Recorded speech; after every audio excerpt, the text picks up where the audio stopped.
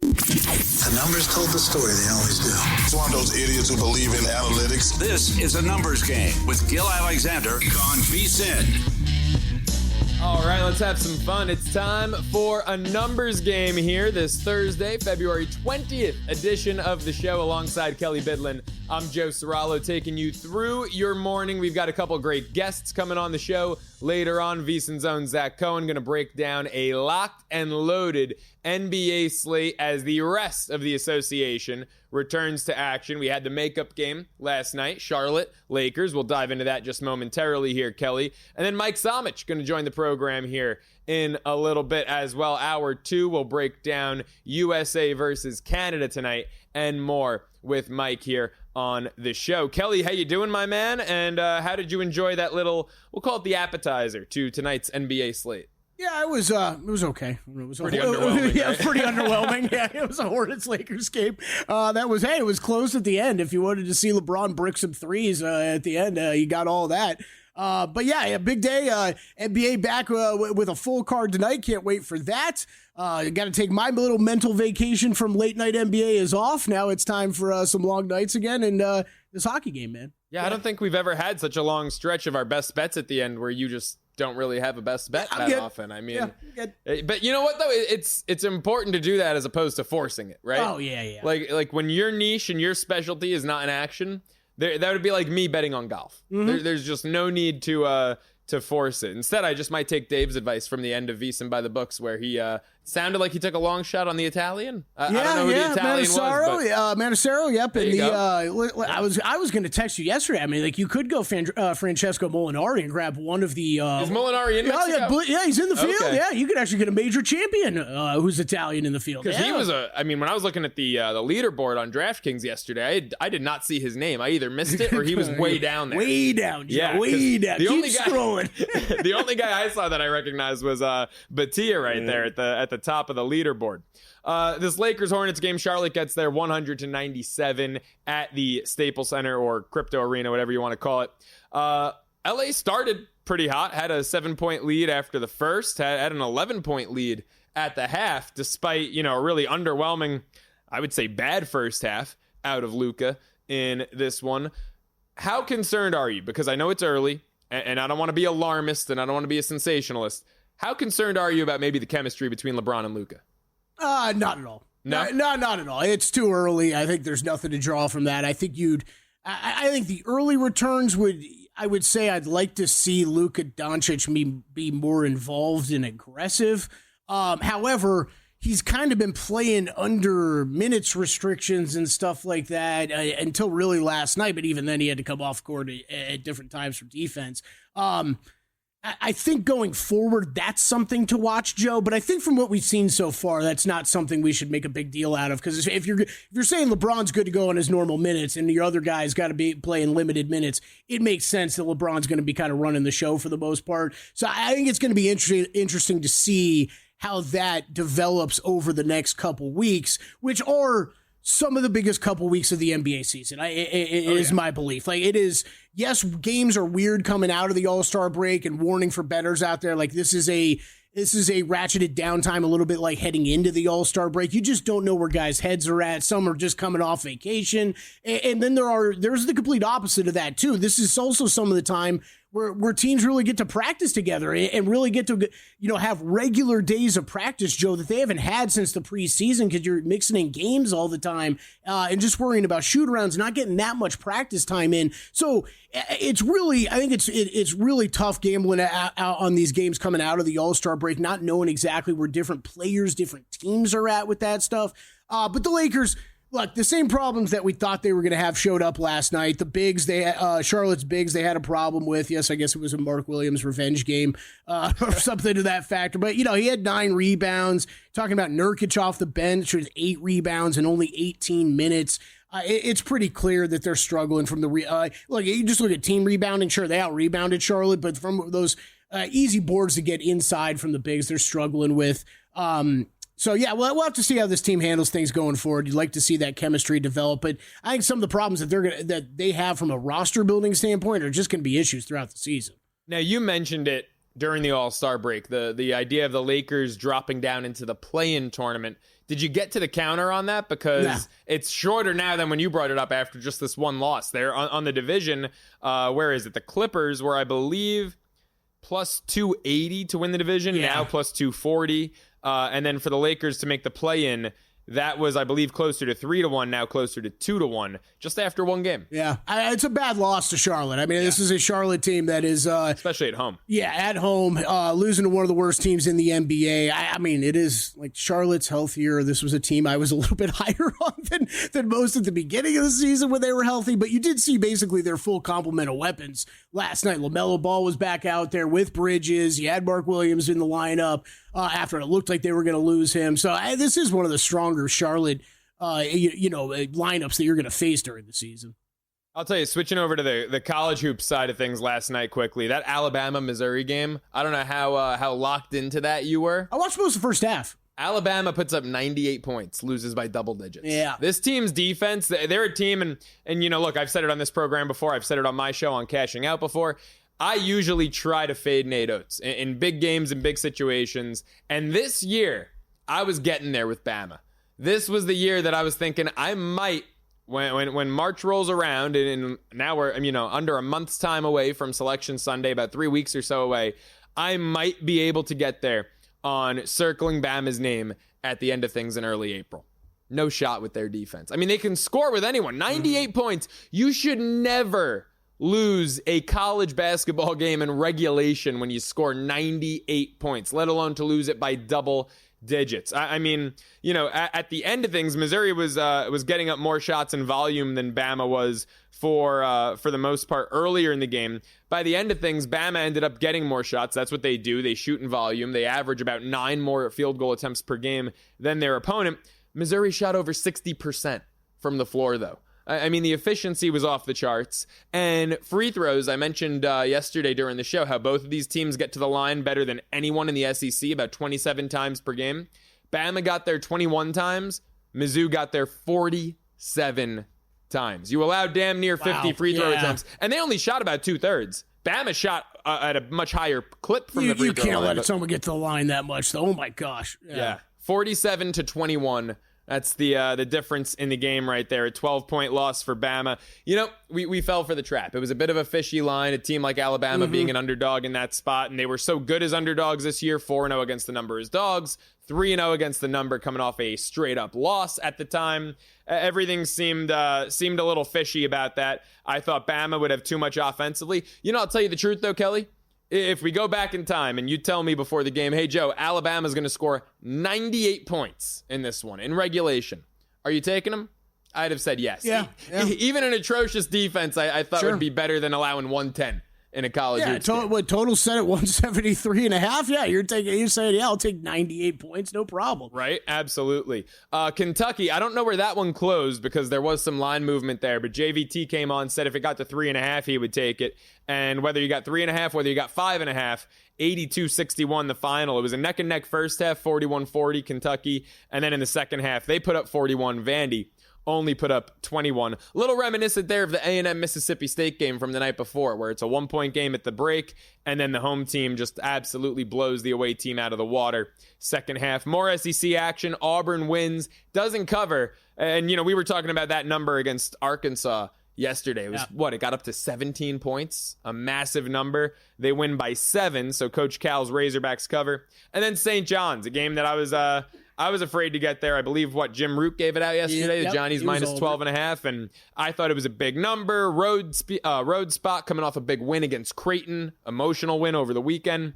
Well, Patino's Johnny's just absolutely blew DePaul out, 82-58. The top 10 St. John's Red Storm just keep on winning, 14-2 in Big East play. Kelley, any inclination to take this team come March? Man, they have to look good. The couple times I've seen them, and I watched a little bit of that game last night, too, they were looking dang good. So it is, something I could be interested in. And like you said, the Patino speeches fire me up. So yeah, those speeches were incredible. And, look, I know that there's no secret. St. John's offensively a little challenged, right? 29% from 3, at least before that DePaul game. But we did mention it yesterday. There have been 2 teams in the last 15 years to make the Final Four shooting less than 33% from 3. and they were 2 Rick Pitino-led Louisville teams. Yeah, I mean, like, that's the I forgot about that stat from yesterday. In today's world of basketball, either at the college or NBA level, I don't know if I could back a team shooting that. 29% from 3. 29% from 3. I really don't think I can. Look, a lot of this has to do with the draw. They are plus 650 to make the Final Four. So that is, I mean, that's the criteria for that Pitino thing. So the other one is you have to go through all these team schedules and everything throughout the year, right? And it's I think they're probably a good example of how much of your regular season schedule was going to be that much lighter than what you're facing in the NCAA tournament, right? And while you might say, Kelley, everybody faces a tougher schedule in the NCAA tournament. Well, I don't like the SEC teams might not agree with that, right. or whatever they've played throughout conference play is pretty comparable to what they're going to get the first, few rounds of the NCAA tournament. That might not exactly be the case with St. John's. So you might be able to live on shooting 29% from 3 for most of the regular season. As soon as you get down in a game in the NCAA tournament, though, and you need points, that becomes a problem. You know what really stands out when I look at the St. John's team's resume, though? And I know close losses are still losses, but all of their losses have been by 3 or less. All 4 of their losses. I mean, Baylor. You're telling me one made 3 could make a difference? I'm telling you, yeah. Baylor, 1 point. Georgia, which is not a great loss, but SEC team. Yeah. 3-point loss on a neutral down at one of those preseason tournaments. Creighton by a point at Creighton. At Villanova by 2. You look at some of these wins. I mean, they blew out a really good New Mexico team by 15. Beat Kansas State, who's now beating everyone by 17. Obviously, the conference wins like UConn and Creighton and Marquette. I might be able to get there on my Johnnies plus 650 to make the Final Four the way that they've been playing. We'll dive into tonight's NBA slate. Up next, it's a numbers game. He's Kelley Bydlon. I'm Joe Ceraulo.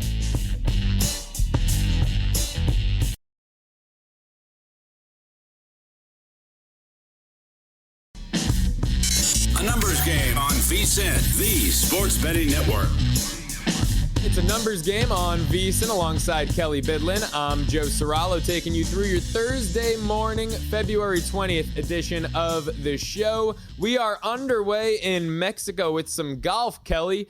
I believe, what are we at here? The Mexico Open, just getting 7 started. holes is the most that have been completed thus far. So about halfway through for some of these guys. Some of the bigger dogs still waiting to tee off here? Yeah. Let's see. Where is Akshay? Yeah, he's we're just getting started. There's not that many groups out on the course, but full field event coming in Mexico, so it is a bit earlier start than you're used to. Ryo Hisatsune is 4 under par through his 7 holes. Is your leader right now. Not on my card, Joe. So we'll see how that goes. I did end up making first round leader bets on Kevin Yu and Alex Smalley, and I believe those are not off to a good start. Kevin Yu is 1 over par. And Alex Smalley is just about to tee off. No, he is even through 5. So I'll be watching those guys. Need him to pick it up here. Hisatsune right now 28-1 outright, 5-1 to go top 5 plus 240 to go top 10. Do any of those other markets intrigue you? I mean, look, I know it's, what do they got? 4 rounds to play, so he's about an eighth of the way through his weekend. But maybe a top 5 or a top 10 market at those plus prices? Nah, way too early. If anything, I think you'd be looking at end of first round leader. I did target, the guys that I bet for first round leader were on my outright cards. Anyways, they were the 2 that I liked the most, Smalley and you this week. However, one thing to keep in mind with Mexico Open, the weather didn't look like it was going to be a problem at all this week, but you've heard a lot of players talk about this in the past down there. The crosswinds that can come into play off the ocean in the afternoon get a little bit more difficult to judge this course. So if anything, I'd probably be looking at just play him first round leader at 6-1, but with so many guys left to tee off, I think that's tough to get on board with that one either. All right, Kelley, you got me into this market last week. Nationality props. How about Hisatsune to be the top Asian? There's only 8 shots on the board plus 240. I don't hate that. Yeah, you can get there on that. Your boy Kevin Yu is 5-1. That's the problem. We got Kevin Yu and CT Pan still in there. They were pretty high up in the model for me. Rico Hoey I like as well. No, I'm gonna still say away, Joe. Staying away from that at plus 240. Yep. All right. He's had some good rounds on the PGA Tour over the past couple years, but I am not really too worried about him running away and winning this thing. I didn't know who he was prior to this. So. Yeah, there's going to be a lot of names on this week's leaderboard you say that about. Yeah. Oh, yeah. We were saying that yesterday for sure. We'll give you another update in about an hour or so on the Mexico Open as we get ready to shift gears to the NBA and the locked and loaded Thursday night slate we've got back from the All-Star break. Folks, I want to remind you that if you want to bet smarter, you could start with Smarter Insights. Right now, check out articles on VSiN.com like Jonathan Davis's best bets for tonight's USA versus Canada championship in the Four Nations face-off, Greg Peterson's best bets in college hoops, and Adam Burke's spring training betting tips. Plus, later today, our friend Zach Cohen is going to have a best bet article up for the NBA. He's also going to be on the show here in a little under 30 minutes. Get access to all of these articles on VSiN.com right now. So sign up for as little as $9.99 for your first 30 days. Just go to VSiN.com/subscribe to sign up today. Kelley, massive NBA slate coming at us this evening. What is the game that stands out? I mean, it's a loaded slate. I believe almost every single team in action. Which game stands out to you the most, if any? Do you have a favorite bet thus far? Good question. Yeah, I've made two bets, and a couple other I'm looking at. Unfortunately, these numbers have kind of gone away because these games have been posted for the past few days. I bet the Blazers when it opened, catching 5 points tonight with the Lakers coming off the back-to-back situation with Charlotte last night. I like that, yeah. Heading into Portland. Portland's been playing well. We talked about this a little bit when we were talking about the win totals. I liked them for the over their win total. Which if you did end up betting this game or bet that win total, you should probably be betting both. I still haven't gotten to the window with the win total, but I'm still thinking that way, Joe, that I should probably be adding it. But Portland since January 1, 12-11, really right middle of the league. This has not been one of the bottom feeders. They've been picking up wins and have kind of played themselves out of that tanking group of teams. And a top 10 defense over that time. So really interested to see what they're able to do against this Lakers team. Again, they have the size, even with DeAndre Ayton out, to be able to cause problems for this Lakers squad. Portland 11-3 ATS their last 14 games, 8-0 ATS their last 8 at home. So I like them tonight. It's down to 3. We're getting near the cutoff point for me, Joe, but it would still be a very, very heavy lean to the Portland side in that one. And then the other one that I'm going to do nobody any favors with is, look, I was out last night, saw the news come down on my phone that Wemby was doubtful, flipped to doubtful with illness tonight. I jumped on the Suns catching 3 points at that point. It's now flipped to the other side. I had a feeling this was going to happen, although we've seen some movement this morning.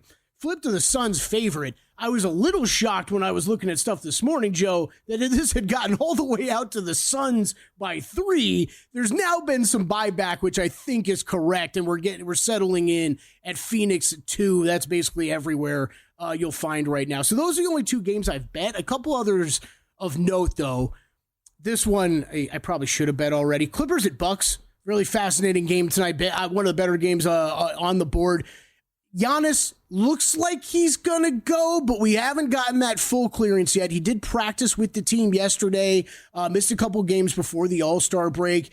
And it was a calf strain, which I think is a concern whenever you hear that with Giannis Antetokounmpo. And as much as I love him, this team is completely different when he is off the court. So still, I'm not convinced he's going to go tonight, but him practicing yesterday is usually a pretty good indication that he will be a go. Now, what has happened, though, Joe? Since that news came down yesterday that he practiced, you would think that means the Bucks start taking money. No, this is another game where it's been all Clippers money early. This has been, when I was looking at it, was Clippers catching 1.5. That's what I was considering betting.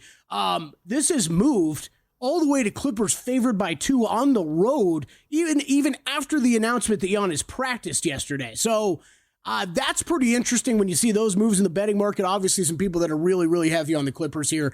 I'd probably make this closer to a pick'em, maybe slight favorite on the Clips, but it depends completely on what Giannis's availability is tonight. Right, and obviously, if Giannis plays, it wouldn't shock me if this one does come back to a pick'em here. Clippers just 12-13 straight up on the road, really using the home court advantage in that new Intuit Dome down there in Inglewood. Kelley, there are 2 teams that really intrigue me on the board that I think we're going to start to see whether or not they pack it in at this point. And one of them is Philadelphia. 20-34, hosting Boston. Boston went there not too long ago, beat them by 8. Now the number's 7.5, so it's right around the same ballpark as it was last time they faced off. Do you think the Celtics go out there and steamroll them? Do you think the Sixers have fully just given up and packed it in? Yeah, this is an interesting one too, because this number was like 8.5, and it's kind of got bet down. There are some 7s out there right now. It is, it's one I got my eye on. I don't know if I'm going to do anything with it pregame, but this might be an in-game look to the Boston side. It would be absolutely, to answer your question, would be absolutely Boston or nothing here. I can't start back in Philly until you see them start to put something regularly together here, and they just haven't been able to do that. Even when in the Embiid game, since he's been back at the start of February, they're 1-3 in those games. It's not like they're playing great in those games that he's out there either, against not all that great competition. And look, Boston, we've talked about it, the past week or so, maybe a little sluggish through this season so far, but wouldn't be surprised at all if they're able to flip the switch here coming out of the All-Star break. Kind of hit on it first segment, but these next couple weeks, you really get a feel for what teams that you think are true contenders or true threats in a conference usually start to click and look good, and usually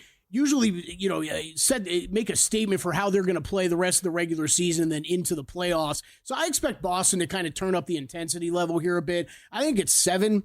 It's getting close to a Boston play for me, but I think I'll probably just wait and look to play this team in game. How about 3.5 first half? That intrigue you at all on a really good first half team? Yeah, it does. Yeah, you've brought up the Boston first half stuff before. I think it is interesting. Just for me, it will probably just be in game look. See if they fall behind with the amount of threes that Boston likes to put up. Always a good team to look at for in game. How about the we've talked about the Brooklyn Nets first half. They're one of the better teams out there. They're catching 7.5 at home. Now, mind you, they're playing Cleveland. Mm-hmm. So this is a Cavs team that can easily just end this thing and make it, a 25, 30-point blowout start to finish. But Brooklyn catching 13 on the game as a whole, 7.5 first half. Any intrigue there on the Nets? Kind of the opposite of Philly, right? Philly came into the year with such high expectations. Now they might be tanking, packing it in. Brooklyn came in as a candidate to tank, and they're going out there giving it max effort every night. Yeah, I think it's the only win total I've already lost is on the under on the Brooklyn Nets. Yeah, good times. The problem is with this one, as scrappy as Brooklyn has been here recently, Cleveland we have seen it time after time this season, especially against lesser opponents.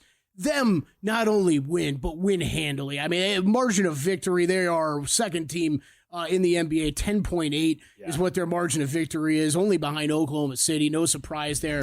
Just some of these weaker teams that they can just beat up on. It'd probably be Cleveland or nothing.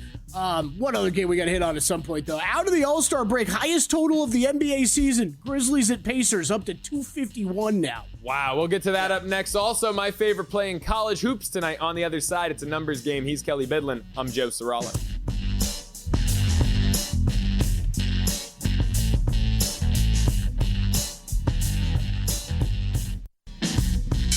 A numbers game on VSiN, the sports betting network. Edge Boost is the first ever bank account built for bettors, ensuring all gambling transactions are approved. That means no usage fees, no minimums. You can earn cash back rewards, get 100% approval for all betting deposits. So what are you waiting for? Sign up today at edgeboost.bet with the promo code ANG. Deposit $25 and Edge Boost will match your initial deposit. That's edgeboost.bet. As a numbers game continues alongside Kelley Bydlon, I'm Joe Ceraulo taking you through your Thursday morning. The NBA is back in action, folks.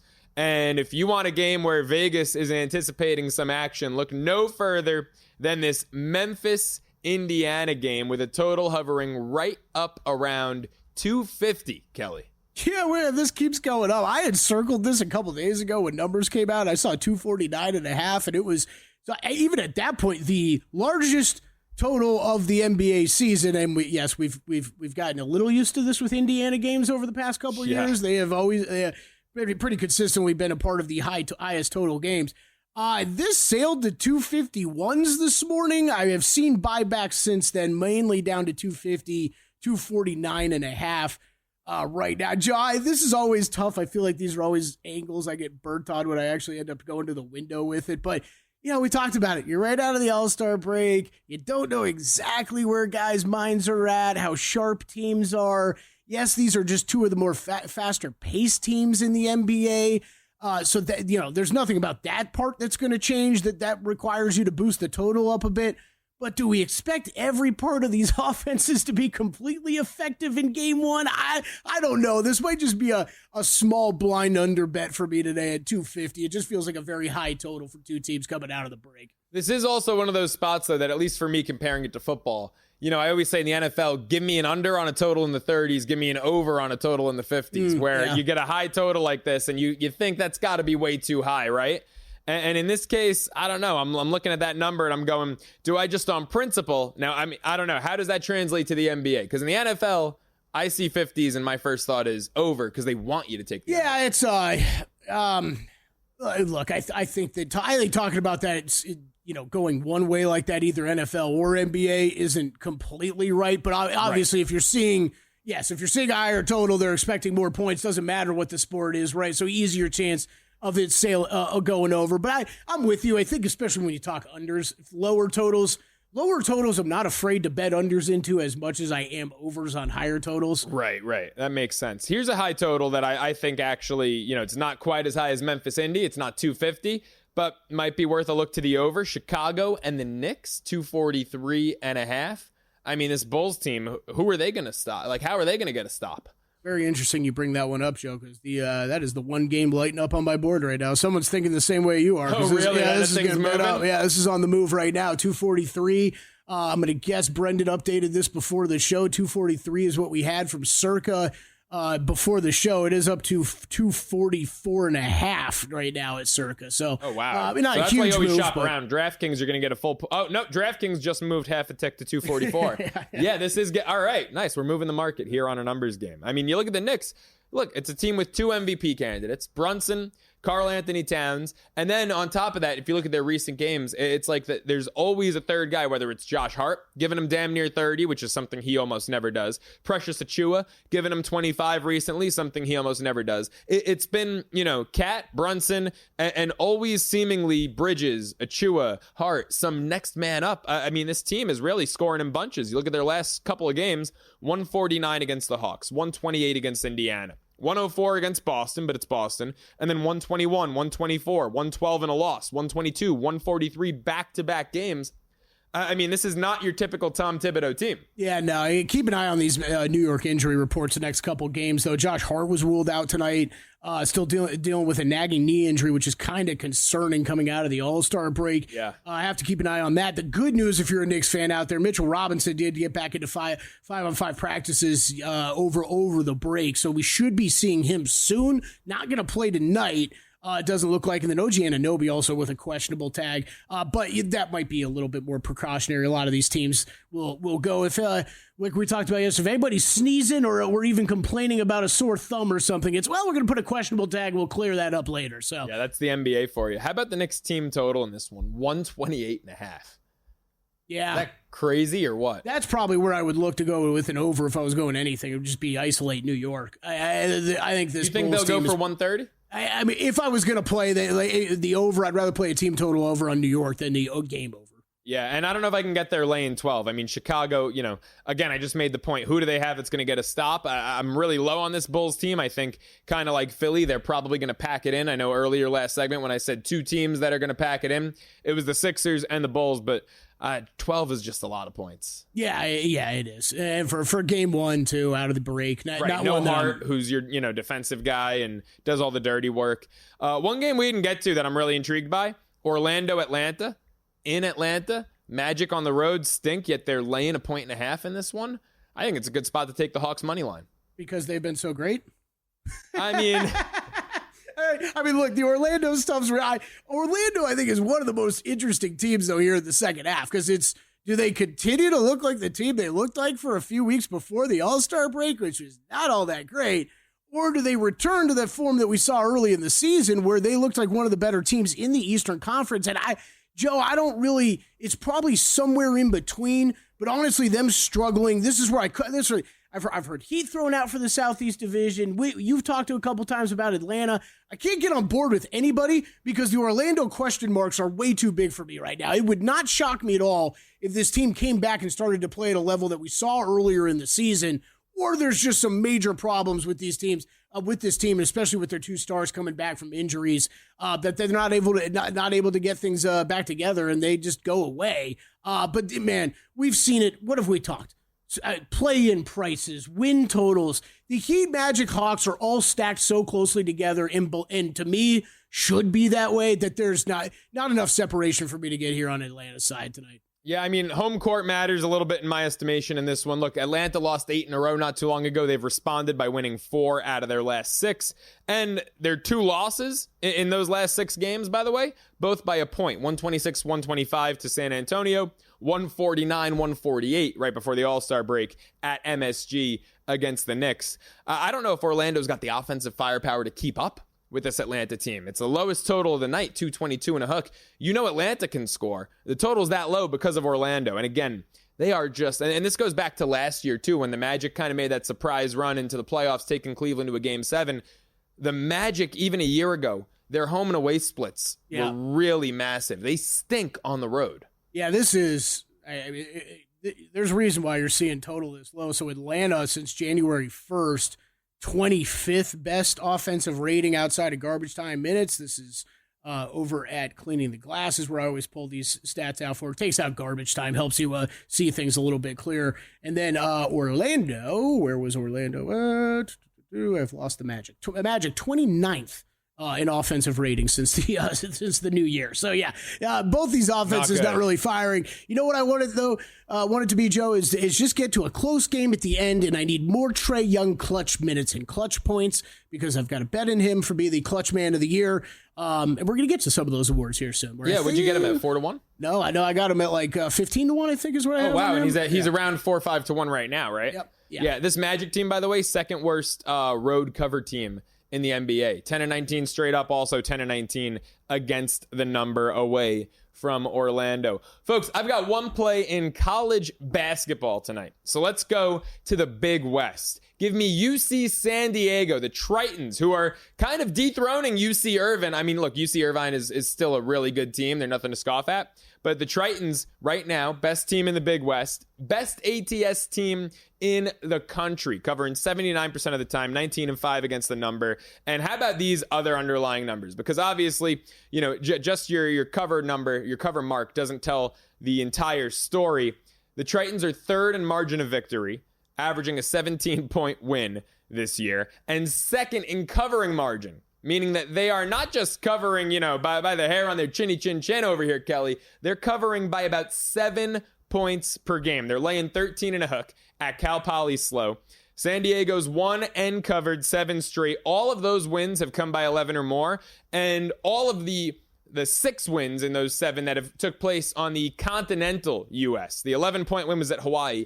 Every win that's taken place in the continental U.S. has been by 14 or more. I make note of that because Hawaii is always a difficult place to play with the travel. 12-2 against the number in conference play. 9-2 on the road. They already beat Cal Poly by damn near 30 in their last matchup. It's a Cal Poly team that can score. Both offenses are atop the Big West, right around 80 points per game.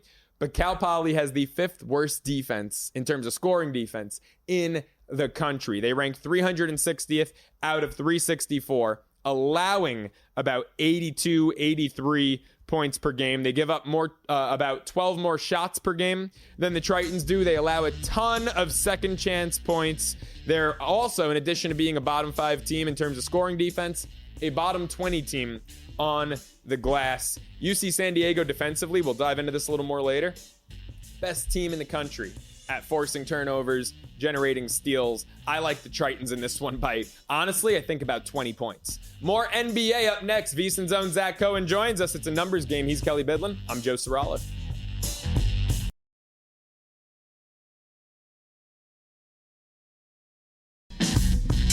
A numbers game on VSiN, the sports betting network. Want to know where the money is really going?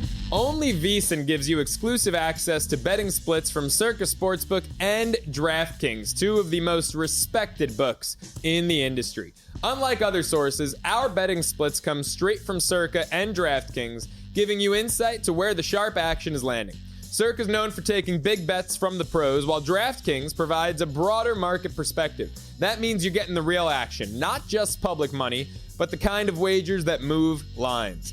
See the percentage of bets versus the percentage of handle on every game across every major sport, helping you make smarter, more informed bets. Get VSiN's exclusive betting splits for as little as $9.99 for your first month at VSiN.com/subscribe. As a numbers game continues alongside Kelley Bydlon, Joe Ceraulo here. Make sure you get involved with the program. Tweet at the show at Kelley Bydlon, at the Joe Ceraulo. For myself, of course, at VSiN Live across all socials. Kelley, we've got some tweets to get going.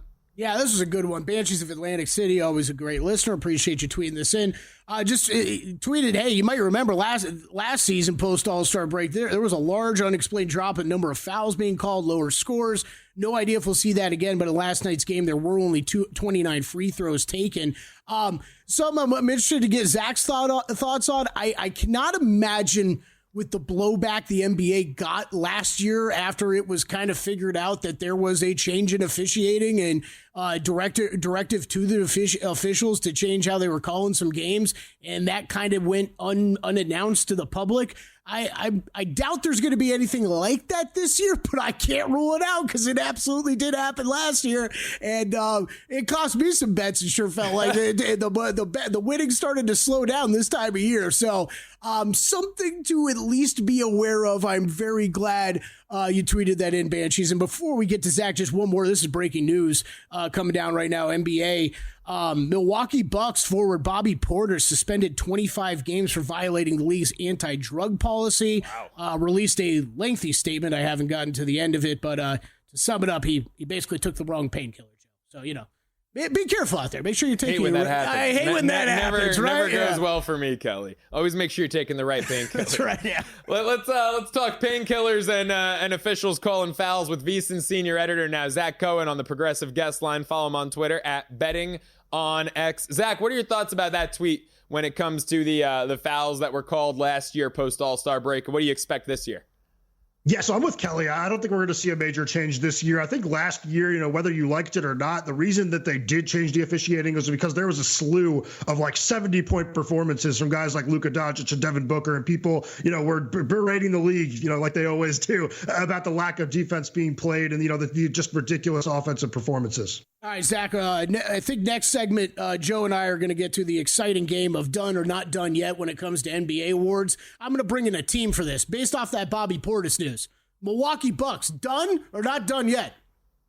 I think they're done. I just have not been a big believer in the depth of this team for a while now, and I think that losing Portis, a guy that gives you instant offense off the bench, is going to be a blow to them. I did not like the Chris Middleton trade that they made. I know that he did not look good the first portion of the season, but I do think they didn't really give him a lot of time to come back off that double ankle surgery. I think he's going to be looking a lot better in a couple of weeks and maybe next season, and I just think this is a team trending in the wrong direction in a bad way. Yeah. Zach, speaking of teams trending in the wrong direction, Philadelphia 20-34 on the year. They've got that top 6 protected pick. Some people think because of it, they might just go full tank mode now post All-Star break. They're hosting Boston, catching 7.5. They just lost to Boston by 8 not too long ago in their most recent meeting. What are you on in this contest? Yeah, they lost to it by 8 in that recent meeting, but they also beat them in Boston on Christmas Day, and that was a game in which we did see, a fully healthy Philadelphia team, and that's what we're going to have this evening. I know that Paul George has been getting injections in his leg. That's not, a great situation, but the fact that he's going to be out there with Tyrese Maxey, with Joel Embiid against the Boston team that has struggled as a road favorite this year, I like the points with Philly, and I also think there's a chance that they win this game outright. I just think that Maxey is a tough matchup for those two defensive guards for the Celtics. Obviously, those guys are very physical. They body up their players, but you have to, stay in front of Maxey, and doing that is very, very difficult. And this is also a Boston team that has struggled to defend centers this year. I can't explain why. I think, they have a really good center group in Kristaps Porzingis and Al Horford, but, I think Joel Embiid has the potential to really, play a good game and set the tone for his teammates. Yeah, I think you got some of those Celtics players getting a little old, possibly, and we're seeing that this year. Zach, I want to go to, I think, the game I'm looking forward to watching the most tonight, and that is the Memphis Grizzlies at the Indiana Pacers, where we will have the highest total of the NBA season, it looks like. A lot of movement on this morning. 249.5 is where we really saw this open up. I saw it get all the way out to 251 this morning before some buyback came back into play. We're around 249.5, 250 in this game. I know you're looking at a side, though, here. Yeah, I'm laying 2 with Memphis in this game. I just think that their defense is going to be the story in this one. This is a top 10 team in the league defensively, probably closer to top 5, honestly. And I do think that the Pacers, for as good as they have been, since December, they can struggle on the defensive end of the floor. So I'm a little bit worried about how Indiana is going to cover this Memphis team. I'm not really worried about, the other way of that. And I do think this is a game in which Ja Morant is going to light it up a little bit. I don't really think there's a good defensive matchup for him on the Pacers. I am looking at Morant to go over his assist total in tonight's game. He has been doing a really good job as a playmaker lately. And like I said, I'm high on this Pacers team, but certain matchups are tough. This is one that I think that, Halliburton could struggle. He really does struggle against elite defenses. Zach, how about the best team in that Central Division? Cleveland going to New York, taking on Brooklyn. They're laying about 12.5, 13, depending on where you look. Coming out of the break, look, the Nets, we talked about Philly and how they're trending in the wrong direction. This is a team that should have been tanking, in a lot of people's estimation, from the start of the year. They somehow find a way to win games. Not that they've got a great record, 20-34, but they're playing really competitive basketball. They're good against the number. Can they keep this one close?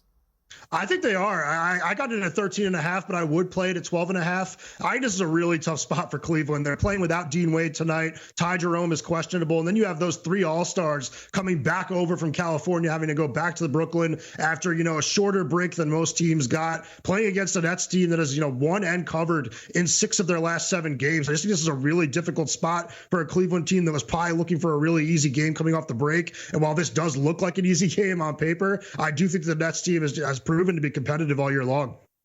Bulls and Knicks tonight. Knicks laying 12.5 right now. This total is one that Joe and I were discussing earlier. This one's a high one, too, 244 for this game between Knicks and Bulls. I know no side or total play here for you, but you're looking at a player prop? Yeah, I'm playing Matas Buzelis over 17.5 points, rebounds, and assists in this game. I just really like, the uptick in playing time he's gotten lately. He's played at least 26 minutes in 6 of his last 7 games. And the only reason he didn't play 26 in that 7th game is that they lost by like 1,000 in that game against the Pistons. I think that he is going to get a healthy amount of playing time in this game. He's confident as a scorer right now, and I think he can chip in, enough rebounds and assists to get this thing over. It's a very low total for a player that's playing, a good amount of playing time. Zach, how about this recent Bobby Portis news? The Clippers laying 2 to 2.5 in Milwaukee. Are you going to jump on the Clippers? I'm thinking about it. I was actually leaning Clippers in that game. I need to look into it a little bit more. I do think that there's a good chance I will end up playing Los Angeles in that one. I just love the way that the Clippers defend, and I think that this Bucks team can be, pretty disastrous offensively when Lillard's not hitting shots. Zach, do you think this news got out a little early to some people? Is that why we've seen the movement in this game? I was looking hard at the Clippers, too, when they were catching 1.5 points. Now we've moved all the way to Clippers, too, which I thought was especially odd after we saw Giannis practice yesterday, and it looked like he was maybe trending upwards toward play. I'm wondering if maybe some of this news got out here about Bobby Portis, because I'm with you. This might actually bring me to a play on the Clippers. I don't necessarily love the idea of laying points, but especially if there's a chance Giannis doesn't go, this is a great number, because it's going to fly up from there if Giannis somehow gets ruled out. Yeah, I'm guessing that's the case. And obviously, if Portis had time to release a statement, he's known about it for a little bit. So I think that people definitely do. Someone tell me next time. What the hell? Zach, any thoughts before we wrap it up on this Orlando-Atlanta game? I know Kelley likes to give me a hard time. I'm kind of high on the Hawks right now. I think the Magic have just been in an absolute free fall downward spiral. And, Atlanta had their own little free fall, losing 8 in a row. But since then, they've won 4 out of 6. Even in their 2 losses in those 6, they were both by a point. Atlanta put up 125 or more in each of those games. Orlando stinks on the road. I think it's a good spot to take Atlanta money line. What are your thoughts on that contest? Honestly, I was looking to Orlando hoping that this would be the spot in which Jalen Suggs would return, but seeing him on that injury report makes me want to stay off completely. And if I were to take anything, I'd be with you and I'd back the Hawks. I think that once we see Suggs back for Orlando, that team is going to start to look again like a top 5 team in the Eastern Conference. So I'm not too worried about them longer term, but I do not know when he's coming back. Yeah, I feel the same way as you, Zach, but I got to see it a little bit first because it's been ugly. Favorite futures bet if you had to make one right now, Zach Cohen? Honestly, I'd go back to DeAndre Hunter, 6th man of the year, because he did come off the bench for Cleveland last game. I think a lot of people were worried about him starting the rest of the season for the Cavaliers. He has been the best 6th man in the league this season. So if he does stay in that role the rest of the way, I think he's going to win. I love it. Zach, appreciate the time, man. Thanks so much for hopping on. Thanks, guys.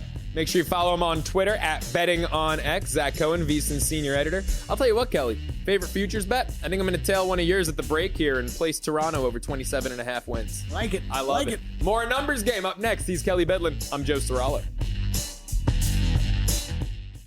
If your job at a healthcare facility includes disinfecting against viruses, you know prevention is the best medicine. And maintaining healthy spaces starts with a healthy cleaning routine. Grainger's world-class supply chain helps ensure you have the quality products you need when you need them. From disinfectants and cleaning supplies to personal protective equipment, so you can help deliver a clean bill of health. Call 1-800-GRAINGER, click Grainger.com, or just stop by. Grainger, for the ones who get it done.